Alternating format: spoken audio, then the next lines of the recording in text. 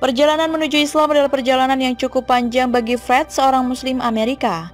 Ia pernah mempelajari berbagai keyakinan mulai dari Yudaisme, Kristen, sampai akhirnya ia menjadi seorang ateis, karena agama-agama yang ia pelajari tidak memuaskan hatinya. Agama-agama itu tidak menjawab keinginannya sebagai agama yang ia anggap cukup masuk akal, agama yang menjelaskan seluruh aspek kehidupan, agama yang mengajarkan kepekaan.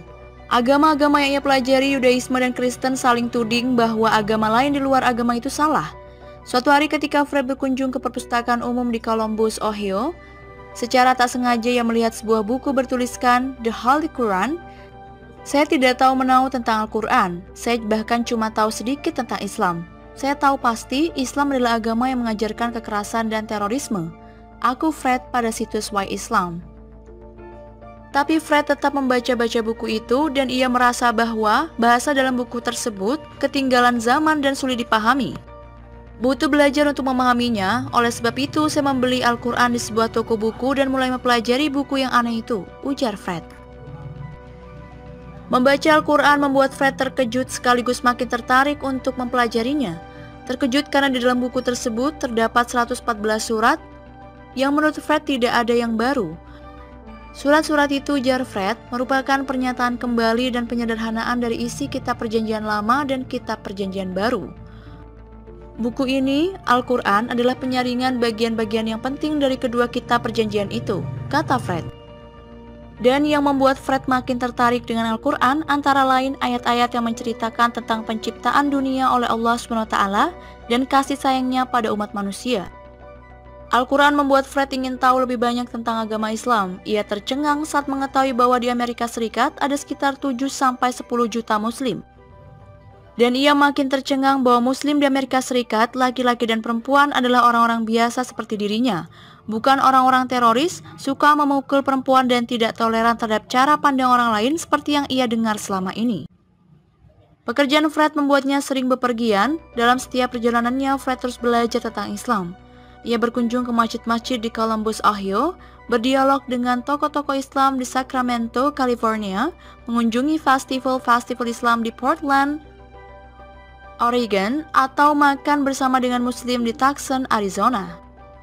Saya menemukan bahwa komunitas Muslim adalah komunitas yang hangat, perhatian, dan mau berbagi apapun yang mereka punya dengan saya tanpa melontarkan pertanyaan-pertanyaan, tukas Fred.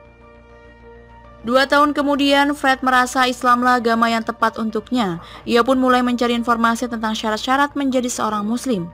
Dan syaratnya bagi Fred ternyata cukup mudah. Saya cuma diminta untuk mengucapkan bahwa tiada Tuhan selain Allah dan Nabi Muhammad adalah utusan Allah.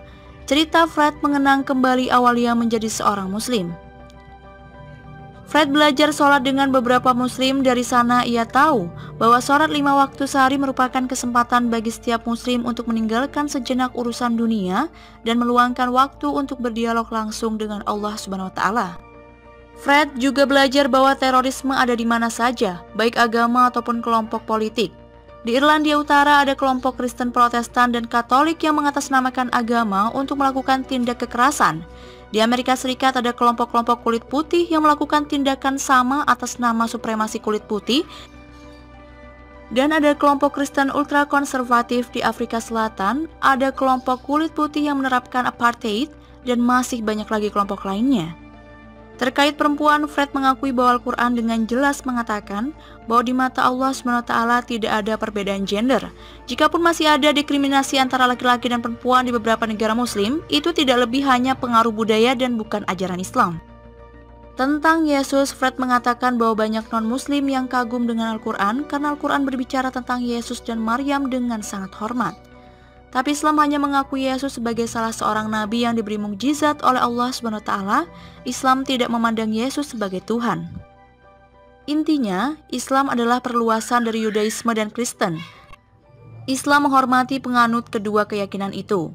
Quran mempertegas apa yang disinggung dalam Kitab Perjanjian Lama dan Baru serta Injil, tapi dilengkapi dengan bukti-bukti yang kuat. Quran berisi hal-hal yang konsisten, papar Fred. Perjalanan menuju Islam adalah perjalanan yang cukup panjang bagi Fred, seorang Muslim Amerika. Ia pernah mempelajari berbagai keyakinan mulai dari Yudaisme, Kristen, sampai akhirnya ia menjadi seorang ateis. karena agama-agama yang ia pelajari tidak memuaskan hatinya. Agama-agama itu tidak menjawab keinginannya sebagai agama yang ia anggap cukup masuk akal, agama yang menjelaskan seluruh aspek kehidupan, agama yang mengajarkan kepekaan.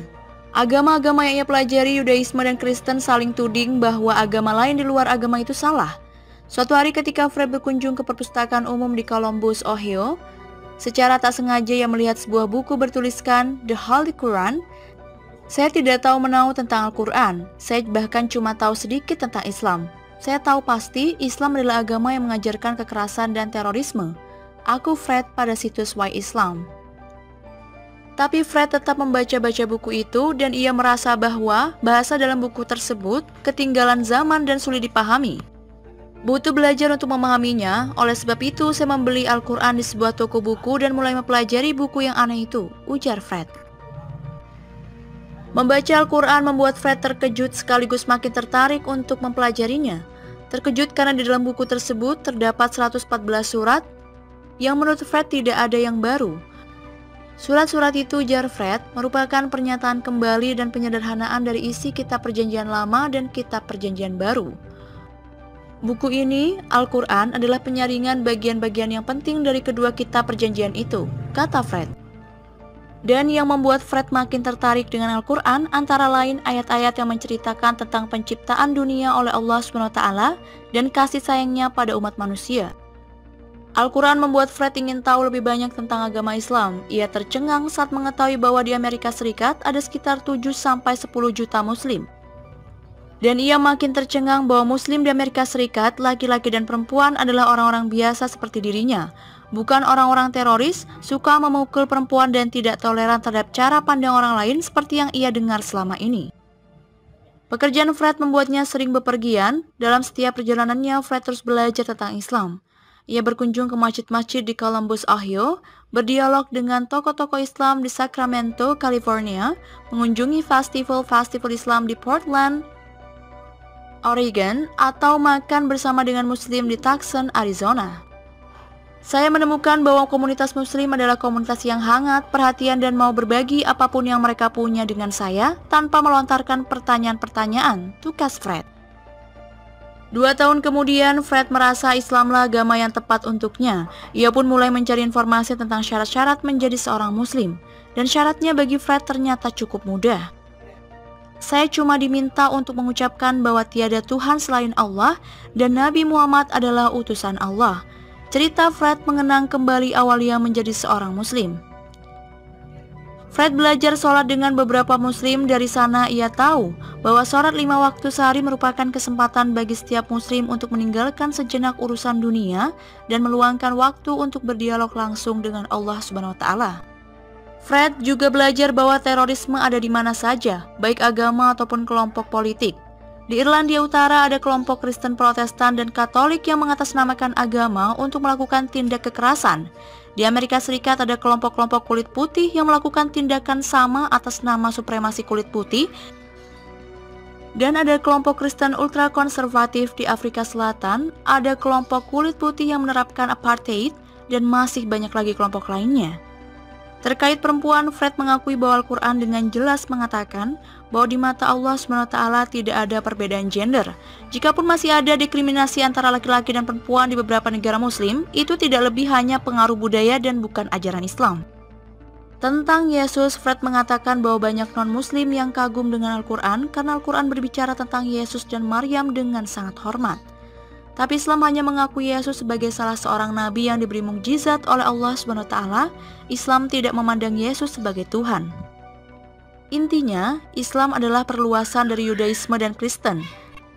Islam menghormati penganut kedua keyakinan itu. Quran mempertegas apa yang disinggung dalam kitab Perjanjian Lama dan Baru serta Injil, tapi dilengkapi dengan bukti-bukti yang kuat. Quran berisi hal-hal yang konsisten. Papar Fred.